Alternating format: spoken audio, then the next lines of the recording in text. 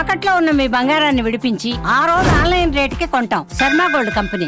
ఓం శ్రీ దక్షిణామూర్తయే నమః. నమస్కారం అండి, నేను గీతాంజలి. ఆది గురువు అయినటువంటి దక్షిణామూర్తి వారిని దర్శించుకోవటమే ఒక మహద్భాగ్యం అని చెప్తారు. చాలా మందికి ద్వాదశ రాసుల్లో గురుగ్రహానికి సంబంధించి ఏమన్నా దోషాలున్నా, మహర్దశ కావాలని అనుకున్నా, గురుగ్రహ అనుగ్రహం కావాలనుకున్నా ముందుగా మేధా గురు దక్షిణామూర్తి స్వామివారి దర్శనం చేసుకోండి అని చెబుతూ ఉంటారు. అలాగే కొన్ని వారాల పాటు అంటూ మొక్కుకొని స్వామివారికి వివిధ మాలలు సమర్పించమంటారు. అలాగే స్వామివారికి వివిధ దీపాలు సమర్పించమంటారు, నైవేద్యాలను చెబుతూ ఉంటారు. అసలు ఈ గురు దక్షిణామూర్తి స్వామివారు ఎవరు, వారిని ఎలా వేడుకోవాలి, ఎలా మనం మొక్కుకోవాలి, స్వామివారిని మొక్కుకుంటే మనకి ఏం అనుగ్రహిస్తారు? ప్రత్యేకంగానండి పంజాగుట్టలో ఉన్నటువంటి దుర్గా భవాని అమ్మవారి ఆలయంలో గురు దక్షిణామూర్తి స్వామివారిని మనం దర్శనం చేసుకోవచ్చు. ప్రతి గురువారం ఎంతో చక్కగా అభిషేక అర్చనలు జరుగుతాయి. చాలా మంది భక్తులు పాల్గొంటారు. మీరు కూడా రావాలనుకుంటున్నారా? అయితే మీకోసమే ఈ వీడియో. మనతో పాటు ఉన్నారు ప్రస్తుతం ఆలయ ప్రధాన అర్చకులు మల్లాది దుర్గా ప్రసాద్ శర్మ గురువు గారు. వారితో మాట్లాడి మేధా గురు దక్షిణామూర్తి స్వామి వారి గురించి పూర్తి వివరాలు తెలుసుకుందాం. గురుగారు నమస్కారం అండి. చిత్తరం వటధరోర్మూలే వృద్ధా శిష్యా గురోర్యువా గురోస్థు మౌనం వ్యాఖ్యానం శిష్యాశ్చిన్న సంశయా. మనకి ఆది గురువైన యొక్క దక్షిణామూర్తి అని చెప్పేసి మనం చెప్పుకున్నాం. అయితే మనం గురువు అంటే మనకన్నా పెద్దగా ఉంటారు ఎప్పుడైనా సరే, కానీ దక్షిణామూర్తి దగ్గరికి వచ్చేసరికి ఆయన చాలా చిన్న వయసు బాలుడిలాగా, చిన్న వయసు పిల్లవాళ్ళలాగా స్వామివారు మనకి దర్శనం ఇస్తారు. ఋషులు మాత్రం వృద్ధా శిష్య అని చెప్పేసి మనం శ్లోకంలో చెప్పుకున్నాం. అంటే వృద్ధులుగా, చాలా పెద్దవాళ్ళుగా స్వామివారి ముందు కూర్చుని బోధన గురు దక్షిణామూర్తి స్వామివారు మనకు చేస్తూ ఉంటారు. అయితే ఇందులో మనం చూసుకుంటూ ఉంటే దక్షిణామూర్తి ముందు కూర్చుని ఈయన చిన్న స్వరూపము అలా చూసుకోవడానికి ఏమీ లేదు. ఎందుకంటే ఆది గురువైన దక్షిణామూర్తి అనుగ్రహం ఉంటే సమస్తము అన్నీ మనకి ఉన్నట్టే. కాబట్టి మనకి వృద్ధా శిష్య అని చెప్పేసి మనం చెప్పుకున్నాం. ఈ వృద్ధులు స్వామివారి ముందు కూర్చుని దక్షిణామూర్తి ముందు కూర్చుని ఉంటూ ఉంటారు. స్వామివారు దర్శనమిస్తూ ఉంటారు. ఆ సమయానికి దర్శనమిచ్చిన సమయానికి మన స్వామివారిని ఏది అడగకుండానే ఆయన మనకి అన్నీ కూడా ప్రసాదిస్తూ ఉంటారు. ఈ యొక్క దక్షిణామూర్తి దక్షిణామూర్తి స్వామివారు అంటే శివస్వరూపమే కదండి. శివుడి స్వరూపమే, కానీ బాలస్వరూపంలో ఈ యొక్క దక్షిణామూర్తి స్వరూపంగా మనకి దర్శనమిస్తూ ఉంటారు. స్వామివారిని వర్ణించండి, అసలు ఎలా ఉంటారు దక్షిణామూర్తి స్వామివారు? వటరో మనకి చెట్టు, ఆ చెట్టు కింద స్వామివారు దర్శనం చేసుకోవడం, అదేవిధంగా చిన్ముద్ర రూపంగా వేసుకుని కాలు మీద కాలు వేసుకుని చిన్ముద్ర రూపంలో స్వామివారికి మనకి ఇప్పుడు కూడా దర్శనం ఇస్తూ ఉంటారు. కింద చూసుకుంటే మనం ఈ శ్లోకంలో చూసుకుంటే ఆ శ్లోకంలో 4 ఋషులంతా కూడా కింద కూర్చుని ఉంటూ ఉంటారు. బ్రహ్మమానస పుత్రులు అని చెప్పేసి వాళ్ళు అనుకుంటూ ఉంటారు. ఆ బ్రహ్మమానస పుత్రులంతా కూడాను తిరగని చోటంటూ లేదు, వాళ్ళ చదువుని వేదం అంటూ లేదు. వాళ్ళు సమస్తం వేదాలన్నీ కూడా చదువున్నారు, కానీ వాళ్ళకి జ్ఞానం లేకుండా తిరుగుతూ ఉంటారు. ఆ జ్ఞానం కోసం తిరుగుతూ ఉండగా సమయంలో ఆ బ్రహ్మ దగ్గరికి సరస్వతి దగ్గరికి వెళ్ళగా వాళ్ళు ఉన్న సమయానికి అందుబాటులో లేకపోవడం, దానివల్ల వాళ్ళకి జ్ఞానబోధన చేయకపోవడం. తర్వాత విష్ణుమూర్తికి అదేవిధంగా లక్ష్మీదేవి దగ్గరికి వెళ్తారు జ్ఞానబోధన కోసం. వాళ్ళు కూడా స్వామివారు శేషవాహనం మీద పడుకొని అమ్మవారు పాదసేవ చేసుకుంటూ ఉంటారు. సరే, ఇక్కడికి వెళ్ళినా మనకి ఈ జ్ఞానబోధన అనేది మనకు జరగదు. ఆయనే లక్ష్మీదేవితో సేవ చేయించుకుంటున్నాడు. ఇంకా మనకెక్కడ ఆయన, ఎందుకంటే యోగ నిద్రలో ఉంటారు ఎప్పుడు కూడా విష్ణుమూర్తి. కాబట్టి ఈ విష్ణుమూర్తి దగ్గరికి వెళ్ళినా లక్ష్మీదేవి దగ్గరికి వెళ్ళినా మనకి జ్ఞాన బోధన ఏం చేస్తారు. కానీ సరే అని చెప్పేసి అలాగా లోక పర్వతం అలా తిరుగుతూ ఉండగా మళ్ళీ కైలాస పర్వతానికి వస్తారు. కైలాస పర్వతానికి వస్తే అక్కడ పరమేశ్వరుడు అమ్మవారు నాట్యం చేస్తూ ఉంటారు. ఓహో, వీళ్ళు అసలు నాట్యం చేస్తూ ఉన్నారు, వీళ్ళకి అసలు మనకు జ్ఞానబోధన చేసే అంత సమయం వీళ్ళకి ఎక్కడ ఉంటుందిలే అని చెప్పేసి అలాగా తిరుగుతూ తిరుగుతూ తిరుగుతూ ఆ కైలాస పర్వతానికి అలా వెళ్తూ ఉండగా ఒక చెట్టు కింద స్వామివారు చిన్ముద్ర రూపంలో స్వామివారు దర్శనం ఇస్తారు. ఆ స్వామివారి ముందు కూర్చుని సరే మనకి ఏదన్నా జ్ఞానబోధన చేస్తారేమో అని చెప్పేసి అలా వెళ్ళి కూర్చున్నాగా ఆయన వటవృక్షం మీద చెట్టు కింద కూర్చొని ఉమ్, మన చిన్ముద్ర రూపంలో స్వామివారి దర్శనం ఇస్తారు.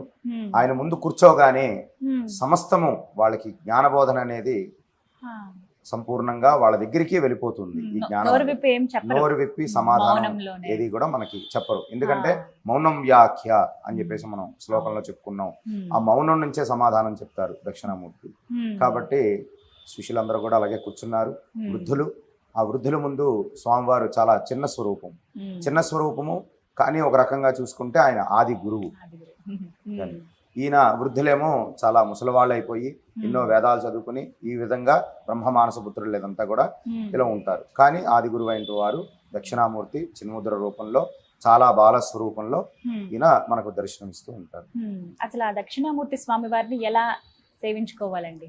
జాతక ప్రకారంగా ఆదిత్యాది నవగ్రహాల్లో ఒక్కొక్క గ్రహానికి ఒక్కొక్క విశిష్టత ఉన్నట్టుగా మనకి ఈ గురుగ్రహ దోషం ఏదన్నా ఉంది అనుకున్నా, లేతే గురుబలం మనకి లేదు అనుకున్నా, ఉమ్, ఆ సమయానికి గురువు దగ్గరికి వచ్చి ఉమ్, 24 వారాలు స్వామివారికి 24 కానీ ఉమ్, 16 వారాలు కానీ మనం చేసుకుని ఉమ్, స్వామివారికి సంపూర్ణ అభిషేకాలు అర్చనలు ఉమ్, ఇవన్నీ కూడా చేసుకుని ఉమ్, స్వామివారికి శనగలు, గురుగ్రహానికి ఈ శనగలంటే బాగా ప్రీతికరం కాబట్టి ఉమ్, స్వామివారికి శనగల మాల వేసి, ఉమ్, ఆ మాల వేసేటప్పుడు బుధవారం రాత్రి ఉమ్, కొద్దిగా పసుపు నీళ్ళల్లో శనగలు నానబెట్టి ఉమ్, ఉదయాన్నే గుచ్చి స్వామివారికి వేయాలి. ఉమ్. ఆ మాలలో 108 శనగలు ఉండి, 108 ఉండాలండి. 108 మాలలు అంటే ఉండాలి. శనగల్లో 2 రకాలు తీసుకుంటారు కదా గురువు గారు. అవునండి. కాబూలి శనగలు అంటే కొంచెం పెద్దగా ఉంటాయి, మామూలు కొమ్ము శనగలు ఎప్పుడు ఆ రెండిట్లో ఏవి శ్రేష్టం? శ్రేష్టం అంటే అదేం లేదు, చిన్న రెండు. శనగ చిన్నదైనా పర్వాలేదు, పెద్దదైనా పర్వాలేదు. ఉమ్, కానీ ఏది వేసినా స్వామివారికి పసుపు నీళ్ళలో నానబెట్టి అన్నమాట. గుచ్చి, పసుపు దారం మామూలుగా తెల్ల దారం కాకుండా ఉమ్, ఆ దారానికి కొంచెం పసుపు రాసి ఉమ్, ఆ దారానికి ఈ శనగలు అనేది ఎక్కించి ఉమ్, స్వామివారి దండగా వేసి ఉమ్, స్వామివారికి వెయ్యాలి. ఉమ్, అదేవిధంగా స్వామివారి దగ్గరికి వచ్చినప్పుడు, ఉమ్, ఎందుకంటే ఒక గురువు స్వరూపంగా ఉన్నవారు కాబట్టి ఉమ్, ఆయన మన దగ్గరికి వెళ్ళేటప్పుడు గురువు అంటే దక్షిణామూర్తే కాదు, మన చదువు చెప్పిన ఒక గురువు అయినా సరే ఎవరైనా. ఆయన దగ్గరికి వెళ్ళినప్పుడు ఉమ్, ఒక పండ్లు ఏమన్నా తీసుకుని వెళ్ళి ఉమ్, సమర్పించడం మనకి యొక్క సనాతన ధర్మంలో మనం ఉమ్. చూసుకునేది చెప్పబడింది. ఎక్కువగా చూసుకుంటూ ఉంటాం. ఉమ్, చెప్పబడింది కాబట్టి ఏదో ఒకటి అలా తీసుకుని వెళ్ళాలి. ఏ రోజన్నా మనం పళ్ళల్లో ఏవి బాగా ప్రీతి స్వామి వారికి? పళ్ళకి దానికి ఇదేం లేదండి. ఏవైనా కాబట్టి సరేనా? ఎన్ని రకాలైనా సరే ఉమ్, పర్వాలేదు. ఉమ్, విశేషంగా మనకి పసుపు రంగు పళ్ళు ఉమ్, ఎక్కువగా మనం అరటి గురువు పళ్ళు. కాబట్టి ఎక్కువ ఉమ్. ప్రీతిగా మనం సమర్పిస్తూ ఉంటాం. పసుపు రంగు విశేషం అండి దక్షిణామూర్తి స్వామి పసుపు రంగు వారికి? కాదండి, కనకాంబరం మామూలుగా కనకాంబరం. చూసుకుంటే కనకాంబరం, అదే విధంగా పసుపు రంగు, ఉమ్, ఈ రెండు కూడా స్వామివారికి బాగా ప్రీతికరం. ఉమ్, అంటే గురుగ్రహానికి అయితే పసుపు సూచిస్తారు కదా, అవునండి. అలా ఉంటుంది గురుగ్రహానికి కాబట్టి ఈయన కనకాంబరం కాబట్టి. కాషాయం రంగులాగా ఉమ్, మనం గురువుకి స్వరూపంగా మనకు వేస్తాం. ఉమ్. అంటే దేని గురించి ప్రత్యేకంగా వేటి గురించి స్వామిని వేడుకోవాలి అని అంటే ఏం చెప్తారు?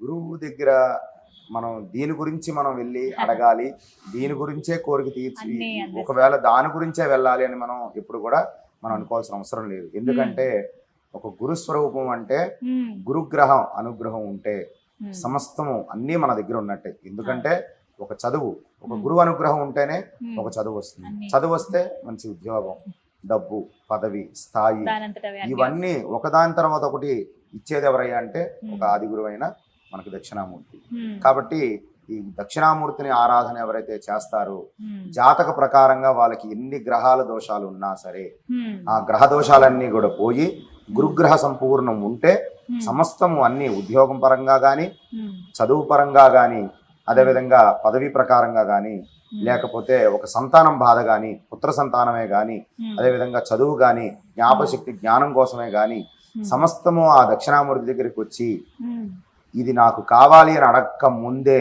ఉమ్, ఆయన ప్రసాదిస్తాడు ఈ యొక్క దక్షిణామూర్తి. ఎందుకంటే ఆయన ముందు కూర్చుంటే చాలు సమస్తము మనకి ఇచ్చేవారు దక్షిణామూర్తి. ఉమ్, కాబట్టి సమస్తము ఇవన్నీ ఇచ్చేది ఒక గురువు కాబట్టి ఉమ్, దీని గురించి చేయాలి, దాని గురించి చేయాలంటూ లేదు. ఉమ్, గురుగ్రహానికి చేస్తే ఆ గురుగ్రహం ఉంటే ఉమ్. మన జీవితం అంతా కూడా సుఖ సంతోషాలతో ఉంటుందని చెప్పేసి మనం చెప్పుకోవచ్చు. ప్రత్యేకంగా గురువుగారు నేను గమనించానండి, అభిషేకాలు అవి జరిగేటప్పుడు శనగల మాల అనేది వేస్తున్నారు, అలాగే పిండి దీపాలు వెలిగించి స్వామి ముందు పెడుతూ ఉన్నారు. పిండి దీపాల ప్రాధాన్యత ఏంటండి దక్షిణామూర్తి వారి దగ్గర? పిండి దీపాలంతా కూడా మనం చూసుకుంటే పిండి శ్రేష్టం ఉమ్, కాబట్టి ఆ పిండిలో నేతి దీపాలు పెట్టుకోవడం, ఉమ్, ఆ పిండిలో కొద్దిగా పసుపు వేసి, ఉమ్, అదేవిధంగా కొంచెం ఆవు నెయ్యి వేసి, కలుపుకుని దీపం పెట్టుకోవడం చాలా శ్రేష్టమైంది. కాబట్టి ఆ శ్రేష్టమైన దీపంలో పెట్టుకోవడం ద్వారా సమస్త రోగాలన్నీ కూడా తొలగిపోతాయి. అందుకని మనకి బియ్య పిండిగా మనకి ఎక్కువగా ప్రాధాన్యం ఎక్కువగా ఉంటుంది. కాబట్టి ఏదైనా ఒక హోమం చేసేటప్పుడైనా కానీ ఏదైనా సరే మొట్టమొదటిగా పిండి దాంతోనే వేస్తారు. ముగ్గు పిండితోనే అట్లా మన రైస్ పౌడర్ తోనే అట్లా మనం చేసి మనం చేస్తాం.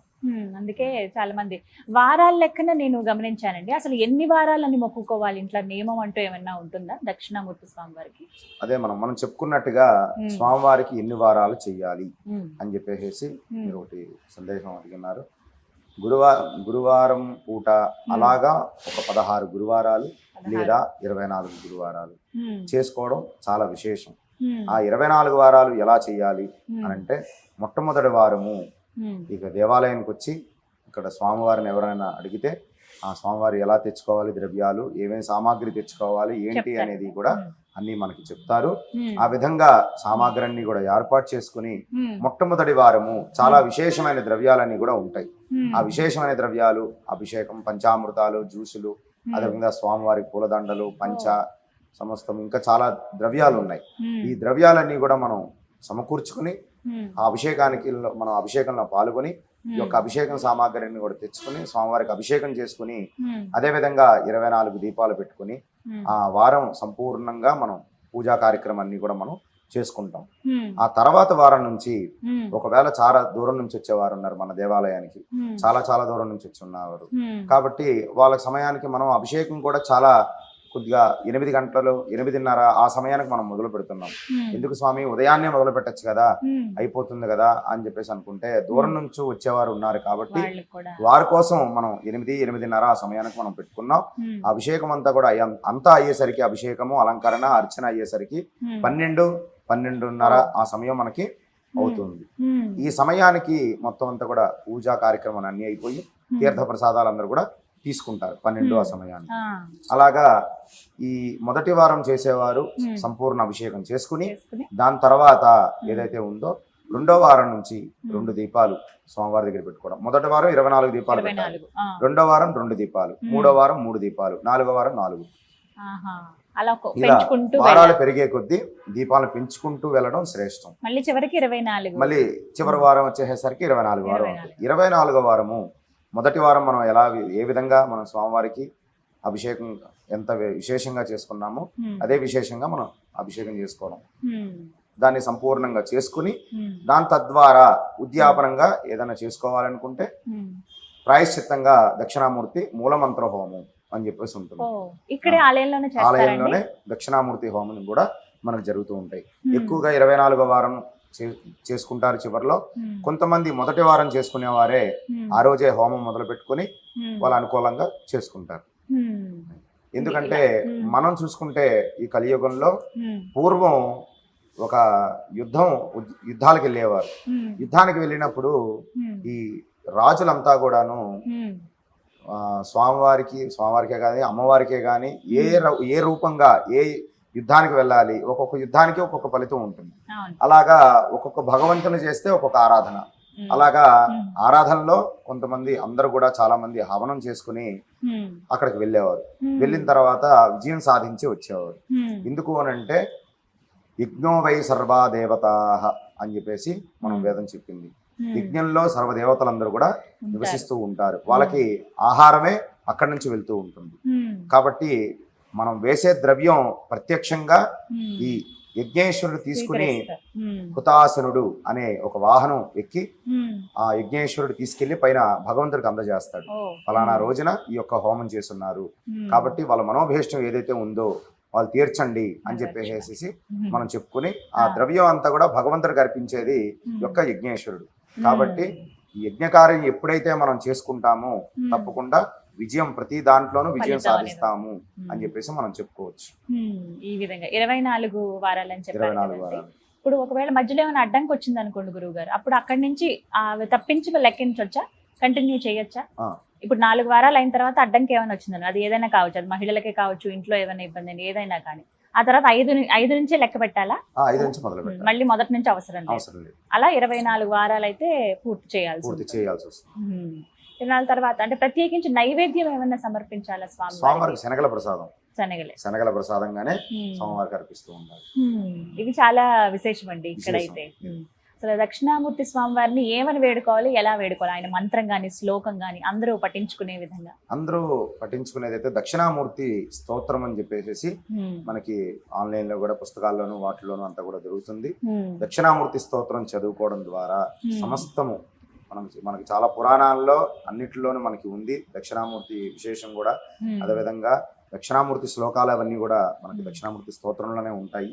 ఇవన్నీ చదువుకోవడం, పారాయణం చేసుకోవడం, అదే విధంగా జపం చేసుకోవడం. ఓం దక్షిణామూర్తయే నమః అని చెప్పేసి మనం చేసుకోవడం. లేదా మేధా గురు దక్షిణామూర్తయే నమః ఈ యొక్క శ్లోకాన్ని అనే నామస్మరణ చేసుకోవడం, జపం చేసుకోవడం. ఆ జపం కూడా ఒక సంఖ్యా ప్రకారంగా చేసుకోవాలి. 108 జపం చేసుకోవడం, లేదా 116 చేసుకోవడం. ఇలా చేసుకోవడం ద్వారా బాగుంది. 108 కానీ 116 కానీ గురువారం రోజు అలా చేసుకుంటే మంచిది. ఒకవేళ అభిషేకం ఇవన్నీ మేము చేసుకోలేము, ఉట్టిగా స్వామివారిని అలాగా స్మరించుకుంటామని అంటే కనుక జపం చేసుకుంటే చాలా జపం చేసుకోవచ్చు. చాలా బాగుంది. ఏమని ఒక వారం కుదురుతుంది, ఒక వారం కుదరదు అని చెప్పేసి అన్నారు. ఒక వారం మొట్టమొదటి వారంగా ఇక్కడ మనం చేసుకోవాలి. రెండో వారం వచ్చేసి ఇక్కడికి మామూలుగా వచ్చి మొదటి వారం ఎలాగైతే ద్రవ్యాలన్నీ తెచ్చుకున్నారో ఆ మొదటి వారం మాత్రమే ఈ ద్రవ్యాలన్నీ ఉంటాయి. రెండో వారం ఇవన్నీ ద్రవ్యాలు ఏమి ఉండవు. రెండో వారం నుంచి పంచామృతం తీసుకురావడం, అదేవిధంగా కొద్దిగా పండ్లు పూలు తీసుకురావడం, చేసుకోవడం. ఆ పంచామృతం స్వామివారి మీద వేసేయడం. రెండో వారం ఎందుకంటే ద్వితీయ యజ్ఞం కాకుండా చేయండి అని చెప్పేసి అంటారు మనకి. కాబట్టి రెండో వారం మనం సంపూర్ణ అభిషేకం చేసేసుకుని మూడో వారం నుంచి మనకు వచ్చినా ఇక్కడికి రావడం కుదరదు అనుకున్నప్పుడు ఏం చేయాలి అంటే ఆ సమయానికి ఇంట్లో దక్షిణామూర్తి ఫోటో పెట్టుకొని ఇంట్లో చేసుకుంటాం. లేదు మూడో వారం ఏదైనా ఇంట్లో ఇబ్బంది వచ్చింది, ఆ వారం మేము చేసుకోవడానికి కుదరదు అనుకున్నప్పుడు ఆ వారం ఒక్క వారం వదిలేసుకుని ఆ మూడో వారం నుంచి మనం మొదలు పెట్టుకుని మళ్ళీ వెళ్ళొచ్చు. కాబట్టి మళ్ళీ మొదటి నుంచి మొదలు పెట్టాల్సిన అవసరం లేదు. కాబట్టి ఆ మూడో వారం, నాలుగో వారం అలా కంటిన్యూ చేసుకుంటూ మనం ముందుకు వెళ్ళొచ్చు. ఈ విధంగా మీరు అన్నట్టుగా స్వామిని ప్రత్యేకించి ఏమీ అడగక్కర్లేదు, వచ్చి ఆయన ముందు కూర్చుంటే చాలు, ఆయనే సమస్తం అన్ని ఇచ్చేస్తారు. కాబట్టి సాధారణంగా మనిషి జీవితానికి కావాల్సినవి జ్ఞానం, ముక్తి, అంతే, వీటినే కోరుకుంటారు కదండి ఎవరైనా. జ్ఞానం ఇదంతా ఉంటేనే సమస్త ఏ పనైనా మనం చేయగలం. ఏదైనా ఒక వ్యాపారం చేయాలి, ముందుకు వెళ్ళాలి, ఎవరితోనైనా మాట్లాడాలి, వ్యాపారం చేస్తే డబ్బు వస్తుంది. అట్లాగా చదువు ఉంటే మంచి ఉద్యోగం వస్తుంది. ఈ ఉద్యోగం ద్వారా మనకేం చేస్తాం, ఒక జ్ఞానంతో ఎదుటి వాళ్ళతో బిజినెస్ చేయాలి, వాళ్ళతో మనం మాట్లాడాలి, ఒక బిజినెస్ అప్రూవల్ మనం తెచ్చుకోవాలి అంటే జ్ఞానం ఇదంతా ఉండాలి. కాబట్టి ఆ జ్ఞానం దక్షిణామూర్తి ప్రసాదిస్తారు. వయసుతో సంబంధం లేదు, అది ఎవరికైనా కావాల్సిందే కదా గురుగారు. కానీ నేను చాలా మందిని చూసాను గురుగారు, కొంతమంది మహిళలు అయితే మా పిల్లల చదువు కోసం అండి, వచ్చినప్పుడు పిల్లలు చాలా మందబుద్ధితో ఉండేవాళ్ళు, మేము ఎప్పుడైతే ఇలా పూజలు చేయటం, అర్చనలు, అభిషేకాలు చేయడం ప్రారంభించామో మా పిల్లల్లో చాలా మార్పు చూసాము అని చెప్పారు. ఇలా జరుగుతుందండి? అది చాలా వాస్తవమైన మాటలండి. ఎందుకంటే ఈ దేవాలయంలో నేను ఒక్కరితోనే అభిషేకం మొదలు పెట్టున్నాను. ఈ రోజు ఇంతమంది జనం వస్తున్నారంటే దానికి కారణం అది భగవంతుడి సంకల్పం. అది కాబట్టి ఏంటంటే ఇక్కడికి చాలా మంది ఒక్కరితోనే నేను అభిషేకం మొదలుపెట్టి దీంతో చాలా విశేషంగా ఆ ఒక్కరికి మంచి జరగడంతో ఇంకొకరు చెప్పడం, ఆ ఒక్కరు ఇంకొకరు ఇద్దరికి చెప్పడం, ఇలాగా ఇంతమంది రోజు కారణం ఏంటంటే దక్షిణామూర్తి ఆరాధన ఎవరైతే చేశారో వాళ్ళందరికీ సమస్త కోరికలన్నీ తీరినాయి. కాబట్టి ఈ రోజు దేవాలయానికి వచ్చారు. వారి నుంచి వారు వెళ్ళడం చూసి ఇంకొకరు రావడం, వాళ్ళకి మంచి జరగడం, ఈ మంచి జరగడం ద్వారా వాళ్ళని ఇక్కడ తీసుకురావడం, ఇలాంటివన్నీ ఇక్కడ జరుగుతూ ఉన్నాయి. కాబట్టి ఇవన్నీ జరిగినాయి. కాబట్టి ఇలాగా చాలా మంది పిల్లలకి చాలా మంది మాటలు రాకుండా, మేధాశక్తి పెరగకుండా, మాటలు రాకుండా ఇలా చాలా మంది యుఎస్ లో ఉన్న వాళ్ళు ఉన్నారు. అదే విధంగా మనకి హైదరాబాద్ లో ఉన్నారు, వేరే వేరే ప్రాంతంలో ఉండే వాళ్ళు కూడా నాకు ఫోన్ చేయడం జరిగింది. వాళ్ళకి దానికి వివరణ చెప్పడం జరిగింది, వాళ్ళ దాని గురించి పూజ చేసుకోవడం జరిగింది. దాని ఫలితం వాళ్ళకి ఖచ్చితంగా వచ్చింది. కాబట్టి చాలా మంది మనకు చెప్పుకున్నారు, చాలా మంచి జరిగింది. వాళ్ళకి మేధాశక్తే గాని ఇదంతా కూడా వాళ్ళకి పెరగడం, మాటలు రావడం, కొద్దిగా వాళ్ళకి మాటలు రావడం జరిగినాయి. కాబట్టి ఖచ్చితంగా స్వామివారిని ఎవరైతే ఆరాధన చేస్తారో తప్పకుండా స్వామి అనుగ్రహం ఖచ్చితంగా వారిపైన ఉంటుంది అని అయితే చెప్పొచ్చు. విద్యార్థులు కావచ్చు, గృహిణులు కానీ, అలాగే వ్యాపారవేత్తలు చాలా మంది రావడం కూడా అవునండి. గమనించాము. వ్యాపారం అదే చెప్తున్నాను, వ్యాపారానికైనా సంబంధించి ఈ నవగ్రహాల్లో చూసుకుంటే ఒక్కొక్క గ్రహానికి ఒక్కొక్క ఫలితం అని చెప్పేసి మనం అవును. అనుకున్నాం. ఉమ్, ఆ ఫలితం రూపంలో ఈ గ్రహాలకి సంబంధం లేకుండా ఉమ్, సమస్తము గురుగ్రహము ఉంటే ఉమ్, అన్నీ ఉన్నట్టే. వ్యాపారమే గాని, డబ్బే గురు గాని, అనుగ్రహం. ఏదైనా సరే ఉమ్, ప్రతి దాంట్లోనూ స్వామివారి అనుగ్రహం ఉంటుంది. ఒకటి చివరిగా ఏం చెప్తారు భక్తులకి? చాలా మంది ఇంకా వద్దాం అనుకుంటారు. ఇంకొక విషయం ఏంటంటే చాలా మందికి తెలియదు గురువు గారు, దుర్గా భవాని అమ్మవారి ఆలయం అంటే అమ్మవారి ఆలయం వరకు మాత్రమే అనుకుంటారు. ఇక్కడికి వచ్చి చూసిన తర్వాత చాలా మంది ఆశ్చర్యపోతారు, ఇంత చక్కగా ఇక్కడ అభిషేకాలు జరుగుతాయా దక్షిణామూర్తి స్వామి వారికి అని చెప్పి. పంజాగుట్ట దుర్గా భవాని దేవాలయం అని చెప్పేసి ఈ దేవాలయంలో దక్షిణామూర్తి దేవాలయం అనేది మనకి ఉంది. కాబట్టి ఈ దేవాలయం ఎక్కడుంది అని అంటే పంజాగుట్టకి మెట్రో స్టేషన్ పక్కనే అగర్వాల్ హాస్పిటల్ ఉంది. అక్కడ పంజాగుట్ట మెట్రో స్టేషన్ దిగ్గానే దేవాలయం అంతా కూడా కనిపిస్తుంది. వాళ్ళ సదుపాయం మెట్రోలో వచ్చిన వాళ్ళు మెట్రోలో రావచ్చు, లేదు బస్సులో వచ్చే వాళ్ళు కూడా పంజాగుట్టలో దిగేసేసి మెట్రో స్టేషన్ వరకు వస్తే గుడి కనిపిస్తుంది. చాలా బయట నుంచి చూస్తే గుడి చాలా తక్కువగా కనిపిస్తుంది, లోపలికి వస్తే చాలా పెద్ద దేవాలయం ఇది. చాలా విశాలంగా చాలా ప్రశాంతంగా కూడా ఉంటుంది. ఇంకా విస్తరిస్తున్నారు కదండి, ఇంకా మనకి ఇంకా కొంచెం అభివృద్ధి అవుతూ ఉంది దేవాలయం. కాబట్టి భక్తుల సహకారంతో చాలా అభివృద్ధి అనేది మనకు జరుగుతూ ఉంది. కాబట్టి సమస్తము ఇచ్చేది ఒక గురువు, కాబట్టి ఆ గురువు ఆరాధన చేసుకోవడం చాలా విశేషం. కాబట్టి ఈ స్వామివారిని ఎవరైతే ఆరాధన చేస్తారో సమస్త కోరికలు అన్ని కూడా తీరుతాయి అని చెప్పేసి నేను చెప్పగలను. చాలా సంతోషం గురువు గారు, చాలా చక్కగా వివరించారు. నమస్కారం.